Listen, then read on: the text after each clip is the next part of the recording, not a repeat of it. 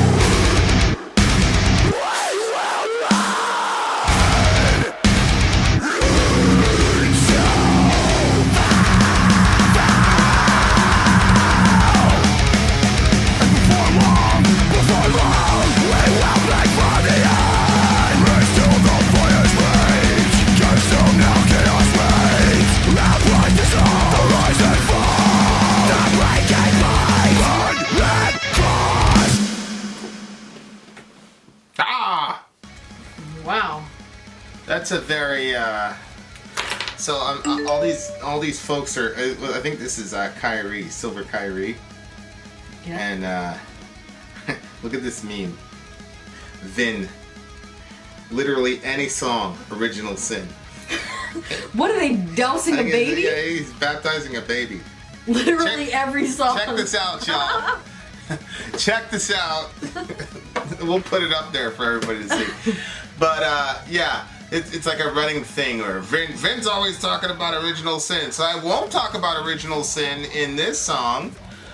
This song presents humanity as being awesome, as being just a gift to the planet Earth, as being basically good. This is what this song is presenting to us. No.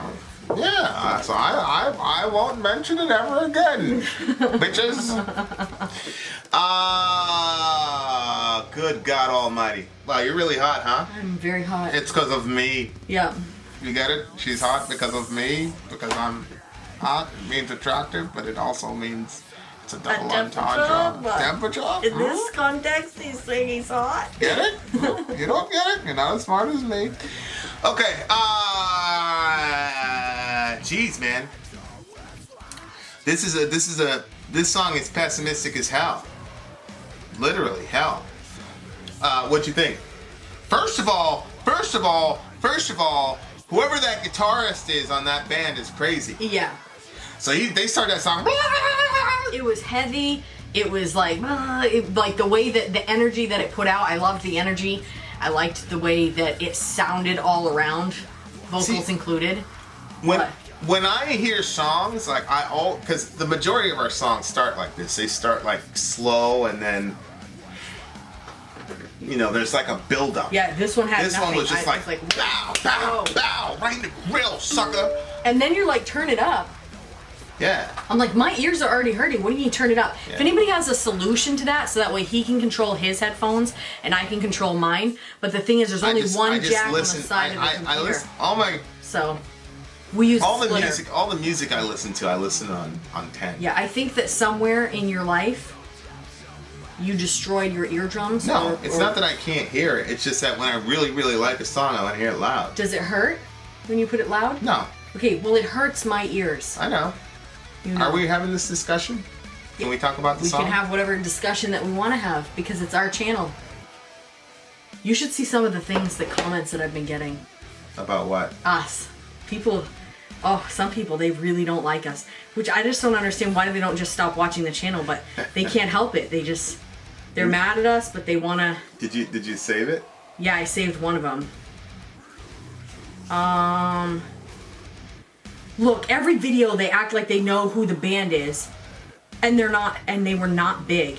Yet they are very popular bands. After 5 videos of same band, he still can't remember their names, so I assume you were raised in a chicken farm in the middle of the desert, or you are full of shit. Using fans to give you shit is kind of scummy.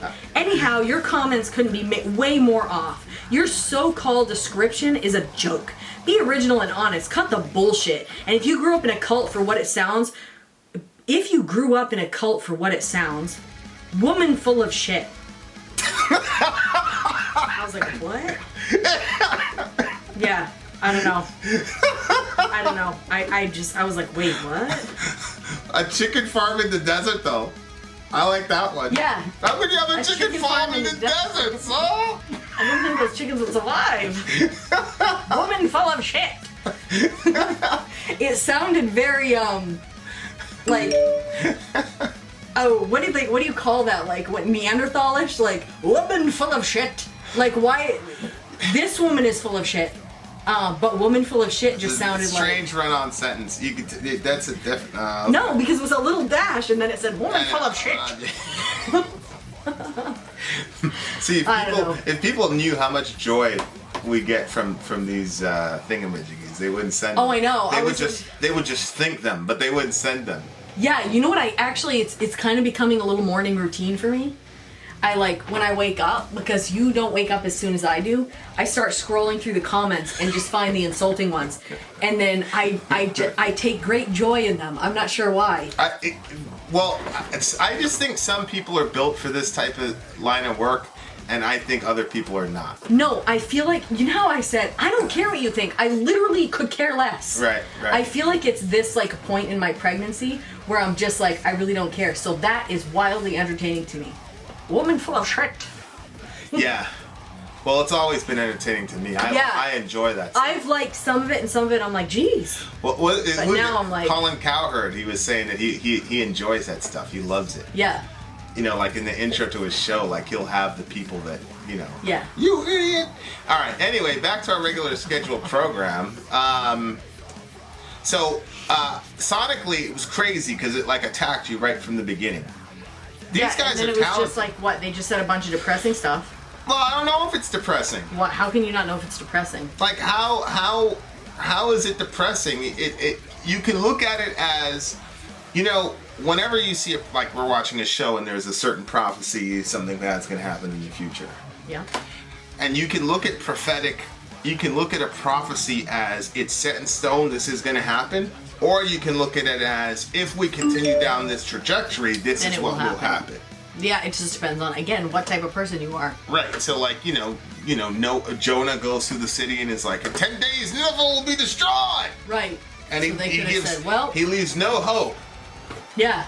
Because he hated them. He wanted them all to die. Right. And then they said, oh, shit, we got to not be like this. Mm-hmm. And then everybody, cried out to God, and God said, well, all right, we can't destroy these people. There's a whole bunch of cattle in this city. Mm-hmm. It's literally what he said.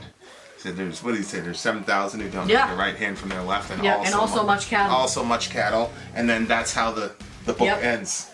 It's just God saying, I'm not going to destroy this city because there's a whole bunch of people with, mentally challenged and young kids and a bunch of animals. Plus, all these people feel bad about what they're doing. Why should I destroy them? Right. It's literally how it went. Read it.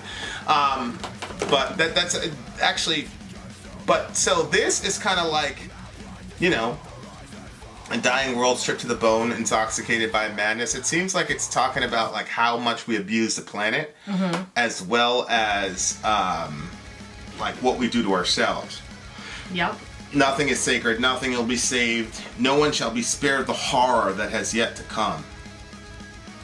Which I do think that if you look at just the trajectory of human, if you were even to start from World War I, when you had the combination of technology and human beings and the amount of death and destruction that created, and then World War II, and then we found nuclear power, you kind of hit a point where you're like, okay, the next time we all get mad at each other, we're going to just blow each other off. Oh yeah, I agree. And there was a lot of people that were theorizing for the United States that we need to get such atomic supremacy and dominance that because before it was this idea of mutual assured destruction. So it's like us versus the Russians during Cold War.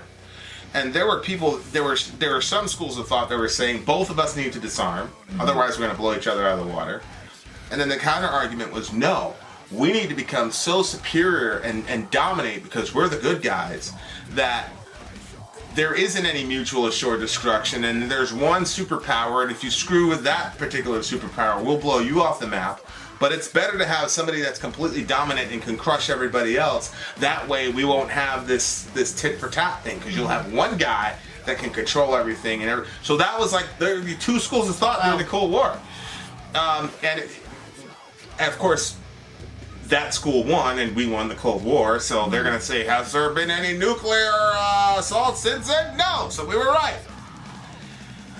It's just a matter of time. We spend more money on jihad than, I think, I saw the thing yesterday, it was like more than China, Russia, Britain, there's like 5 countries combined who spend more money on jihad than all these other countries combined. But at the same time, it's like, well, we haven't had any nuclear conflicts anywhere close to what people were talking about. Yeah. But do what you want with it. Starving children all over the place. Yeah, but that's a different problem. Well, but everybody would have more money for the children. We're spending so much more on warfare. No, we wouldn't. What do you mean, no, we wouldn't? We wouldn't spend that excess money on that. We'd just spend it on something else. Well, honestly, we'd probably spend it on healthcare and free college. Because all these people are saying, well, how are you going to afford the How are you going to afford Medicare for all? I don't know. If we stop spending trillions of dollars in jihad, maybe we could afford to insure everybody. But so I'm just saying, it seems to me that both of them, like this one right here, when it talks about a world stripped to the bone, intoxicated by the madness, and blood weeps from open wounds, like it seems like, I forgot what, I think it was like Exxon. There was some oil spill that was like as big as a country. I was listening to it a couple days ago with Abby Martin. It was like some oil spill that was like the range of the oil spill was like as big as an entire nation. I forgot what it was. So when I saw blood weeps from open wounds, it's kind of like what we're doing to the planet. Yeah. And you know, I kind of had somebody call up and school me on this. It's in the last Middle America episode. It was a pretty extended discussion, but why there isn't more action around what we're doing to the planet is very strange to me. Because you'd figure, like, if there's any sort of like, hey, mutual assured destruction, it would be that. It would be that, yeah. Right? Like, okay, fine, you've got one dominant nuclear power, great, but none of that's gonna mean anything if none of us can breathe in 50 years. But of course, the other side of that is you've got guys like Al Gore who predicted by 2012 we'd all be dead or something, like, you know, like crazy stuff that obviously didn't come to pass. So everybody's like, oh, well, yeah. You know what I mean? Yeah. Well, yeah, I was gonna say, I don't think that we're all on the same page about it. Right. You know, I think that, you know, because you hear some people are like very concerned about the environment and what we're doing to it, and other people are like, I don't care. Right. Like, it's not gonna affect me, let it affect my grandkids. And then you have other people who are saying, I really don't think that it has any effect on anything. There is no global warming. There is no effect on, you know what I mean? Like, it just depends on who the person is. Right. And I'm not sure we're enough on board. And again, the doomsday folks, it's just like people when you talk about Jesus returning. Like, we believe it's a fact he is going to return, but when all these people keep saying he's going to come in 1984, he was supposed to come April 23rd. Yeah. Well, so, yeah. Well, shit, guys, I guess it's April 23rd now, so if you're watching this video, you missed it right. But, so, when you keep hearing that and it doesn't happen, it's like, oh, that's bullshit. Right. So it's the same thing. It's like when you keep having people saying, the world's going to end by 2012 if we don't fix this, you know, all the polar ice caps are all going to be, and then, so it makes people go, oh, well. Oh, right. Yeah. You know what I mean? Like, yeah. But it's not, you know, you're not going to sell 1 million plus of your DVDs if you have a balanced approach to climate change. Right. But if you say 2012 and the clock is ticking and it's the 11th hour, you know, Leonardo DiCaprio, then yeah. Now, immune to all the carnage we turn upon ourselves. So we just screwed up the planet, we crossed some breaking line, and now we're turning on each other. Within these times of desperation, we are the virus that is affected to its last. I am not going to mention a certain doctrine of human nature. Original sin! All I'll say is that this individual compared us to a virus that has infected the planet in a destructive manner. Do what you will. Nothing is sacred. Nothing shall be saved. No one shall be spared the horror of that has yet to come. Blah. That's interesting. Sacredness is an interesting thing. Because there's something within human nature that wants us to cordon off certain ideas or even certain like physical spaces on the earth and make that sort of like a mini temple to some degree where everybody kind of has a mutual understanding that something is going on in this space or with this particular person that's not the same as everything else. So like the term holy actually comes from a root which means to cut. It means to like cut and separate. And so sacredness comes from that same root, and it's about like there ought to be something in the human experience that's cut away from everything else and like and holy. And when you lose that, when you lose the idea of sacredness and sacred spaces and sacred people, when you lose that, that's one of the harbingers that your society is on its way out. So it's very interesting, like, you know, Muhammad sallallahu alaihi wasallam, one of his rules for jihad was you couldn't destroy a monastery, you couldn't destroy a synagogue. because those were sacred spaces, and the people in the mosques and the synagogue were safe? haram. Like, you couldn't touch it. So now you got these idiots blowing up, killing 200 Christians on Easter, of all days. But then you have in Sahih Hadith where Muhammad says you're not supposed to do that. Like, so he understood the importance of sacred space. But when you have societies that don't respect that, and I think that was also part of, somebody asked me about the Notre Dame thing. Yeah. And, I didn't give I wasn't very, sympathetic to Notre Dame. But I think you had Danny Filth, you had a whole bunch of people mourning over it, and it's a loss of a sacred space. And I think no matter how secularized your country is, these guys are not Christians, I'm sure. Especially if they're friends with Thy Art Is Murder, which I'm sure they are. Like, they pretty much have the similar mindset. So they're not Christians, but you don't have to be a Christian to realize that sacred spaces are important. And that they should be honored, and that they have places in society. Yeah, but I think that a lot of people, seeing the different memes and the things that people put online, it seems like people are highly offended. People are basically saying you housed pedophiles and you took that in. So how, you know what I mean? Like, that's not a sacred space if you're harming children like that and covering it up for generations. Well, yeah, no, I agree. I think I've seen some pretty terrible memes about the Notre Dame thing, but every time I look at that, I'm like, well, you did it to yourself. I mean, what do you expect people to do? Because the most sacred thing on the planet is a human being, and so the house only becomes sacred because it's the meeting place between God and man. Right. That's where all the sanctity comes from. Right.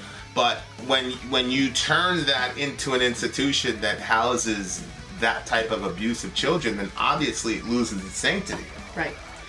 And so I'm saying both are true. On the one hand, the mourning of the loss of the sacred space because of the fire is valid in the sense of all of us have a sense that there needs to be a sacred space. But on the other hand, people criticizing it as hypocrisy are also valid, because what they're saying was, this space became desanctified long before the fire came. Yeah. Oh, yeah. Right? Because what this building was supposed to represent has already been bastardized by the way you treated these kids. And they're 1000% right.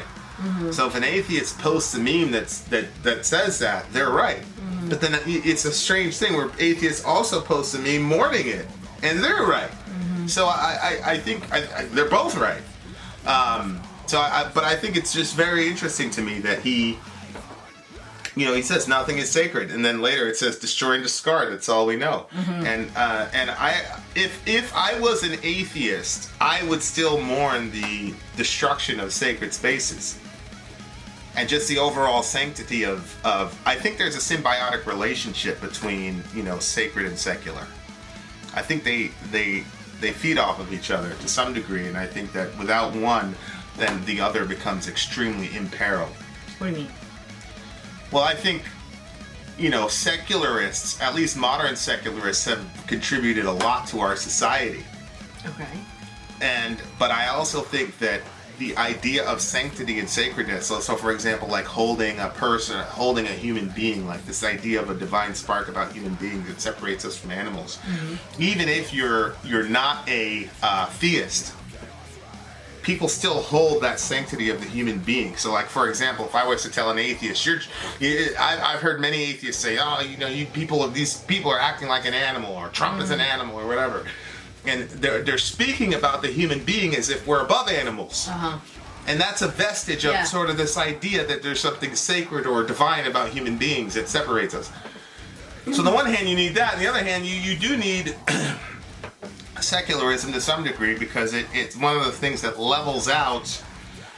Like, for example, most Christians wouldn't want Sharia, Muslim Sharia, to dominate, right? Most Christians would say, look, between Sharia and, now I'd be fine with Sharia, but between Sharia and secularism, most Christians... I don't know enough about Sharia to know if I'd be fine. Oh, you just walk around. When you say the word, it makes me feel like, no, I'm not comfortable with that. Right, so most Christians will take secularism over Sharia. Yeah. Right? So, like, I think there's a symbiotic relationship between secular and sacred. Well, And secularism would allow for, if you wanted to follow the Sharia, you could.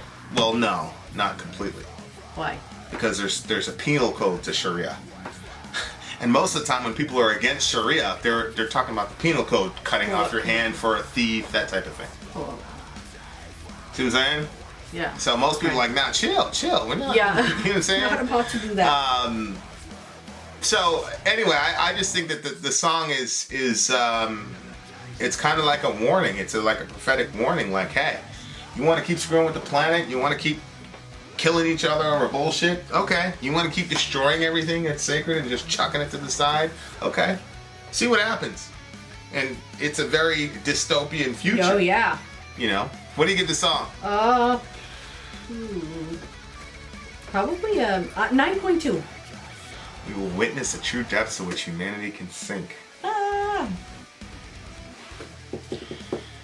What about you? That's pretty bleak. Black box revelation. That's a crazy line. That's one of the things that really like caught me, because you see the black box after a plane crash. See what I'm saying? Oh, so after a terrible disaster and a bunch of people have died. Yeah. So it's like that's when we're gonna figure it out. And obviously, as a post-millennialist, I believe that we're gonna figure it out before then. Mm-hmm. Well, maybe we will. Maybe this is a thing that triggers the millennium, where we finally look at each other and go, "Well, there's 5 of us left. Maybe we need to find another way." Wouldn't that be awful? And then I'm gonna come with my Sermon on the Mount and say, "I found it, guys." So you're gonna survive it. Join the party, Dan. Come on down. So The ultimate is yours. Yeah, hey, me and Dan. Am I any of those people? Oh yeah, or? I'd need you because we need to repopulate the earth. Well, I'm glad that's what it's about. All right, I give it a 9.9. I like the song. Vin out. Sori out. Gone.